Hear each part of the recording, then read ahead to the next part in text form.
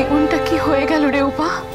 দেখ, আমি তোকে আগেও ওয়ার্ন করেছিলাম, তুই শুনিসনি, তুই বিশ্বাস করিসনি। কি করে বিশ্বাস করব বলতো? সুবীর তো আগে এরকম ছিল না, হঠাৎ করে কিরকম একটা হয়ে যাচ্ছে সুবীর, আমি বুঝতেও পারছি না। রাজদীপ বাবুর সামনে আমার লজ্জায় বারবার মাথা কাটা যাচ্ছে। উনি আমাদের ক্লায়েন্ট, উনি আমার সম্পর্কে কি ভাবছেন বলতো? আমার দোষে এই কাজটা আমাদের না হাতছাড়া হয়ে যায়।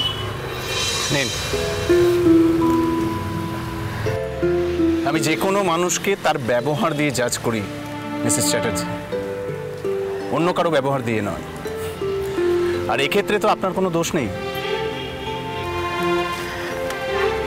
মিস্টার বোস, দেখুন, যাই হয়ে থাক না কেন, আফটার অল আমি তো একজন মানুষ ম্যাডাম। আপনি একটা সমস্যার মধ্যে রয়েছেন, এই অবস্থায় আপনাদেরকে ফেলে আমি চলে যাব? আর এখন মরার উপর খাঁড়ার ঘা দেব এইরকম হার্টলেস আমি নই। আপনারা নিশ্চিন্তে থাকতে পারেন, এই কাজটা আপনারাই করছেন। আপনাকে যে কি বলে ধন্যবাদ দেব তার কোনো দরকার নেই। নেই, জল খান। এক্সকিউজ মি, আমাকে না ফোনটা রিসিভ করতে হবে, তোরা কন্টিনিউ কর। হ্যালো, বসুন না।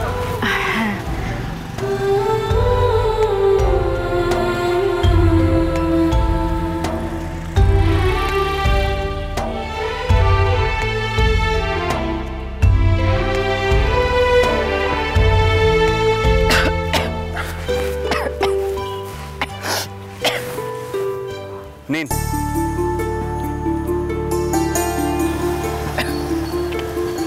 দিন আমাকে।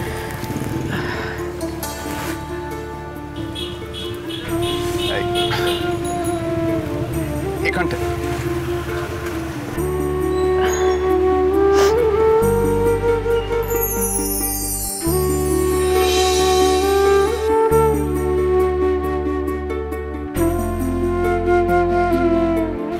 আপনার সামনে পদে পদে হিউমিলিয়েট হওয়া বোধহয় আমার ভবিতব্য মিস্টার বোস।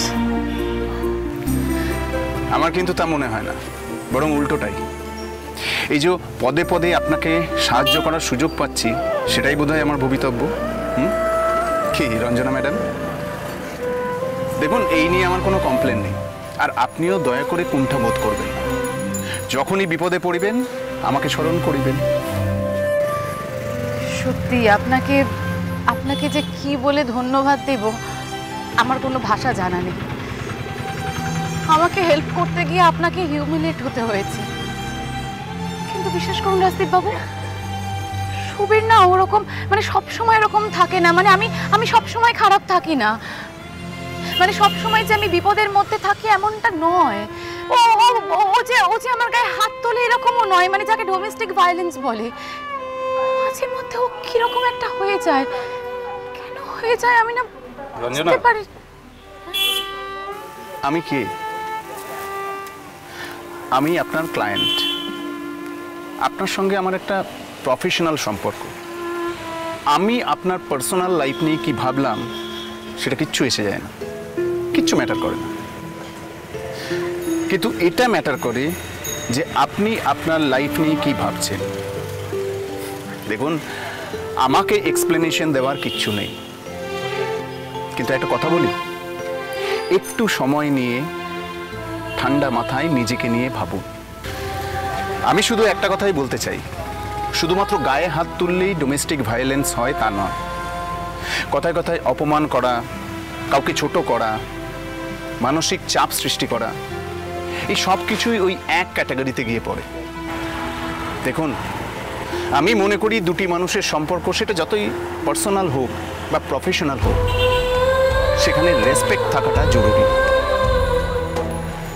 আমি কনফার্ম ব্যাচেলার, তাই স্বামী স্ত্রীর সম্পর্কের মধ্যে জটিলতা আমি ঠিক বুঝি না, কিন্তু এটা বুঝি যে আজকে বা আগের দিন যা দেখলাম তাকে রেসপেক্ট বলে না।